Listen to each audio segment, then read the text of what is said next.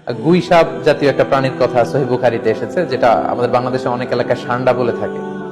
তো এই গুই সাপ জাতীয় প্রাণী খাওয়া কিন্তু হারাম নয়। আমরা সহিহ বুখারীর বর্ণনায় জেনেছি যে আল্লাহ রাসূল সাল্লাল্লাহু আলাইহি ওয়াসাল্লামের স্ত্রী মাইমুনা রাদিয়াল্লাহু তাআলা আনহার বাসায় আল্লাহ রাসূল সাল্লাল্লাহু আলাইহি ওয়াসাল্লাম সহ অনেক সাহাবারা খেতে বসেছিলেন। সেখানে একটা প্লেটে গুই সাপকে ফ্রাই করে দেওয়া হয়েছিল। তো রাসূল সাল্লাল্লাহু আলাইহি ওয়াসাল্লাম খেয়াল না করে সাধারণ গোশত মনে করে সেখানে তিনি হাত দিচ্ছিলেন।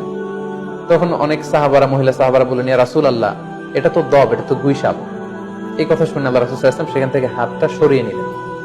তো এই দৃশ্য দেখে খালিদ ইবনে ওয়ালিদ রাদিয়াল্লাহু তাআলা আনহু জিজ্ঞেস করলেন, ইয়া রাসূলুল্লাহ, গুই সাপ খাওয়া কি হারাম? হারামুন আদ-দাব্বু ইয়া রাসূলুল্লাহ, আপনি যে হাত সরিয়ে নিলেন, গুই সাপ খাওয়া কি হারাম? আল্লাহ রাসূল সাল্লাল্লাহু আলাইহি ওয়াসাল্লাম বললেন যে না, গুই সাপ খাওয়া হারাম নয়, তবে আমি এটা খেয়ে অভ্যস্ত নই, আমাদের এলাকাতে এটা পাওয়া যায় না, এজন্য আমি এটা খাচ্ছি না। তাহলে বোঝা গেল এক্ষেত্রে এটা রুচির সাথে সম্পৃক্ত। সো গুই সাপ হালাল বলে যে গুই সাপ আমাদেরকে খেতে হবে, সান্ডা আমাদেরকে খেতে হবে, এমন কোনো কথা নেই। আপনার যদি রুচিতে কুলায় আপনি খাবেন, আর রুচিতে যদি আপনার না আসে তাহলে আপনি খাবেন না।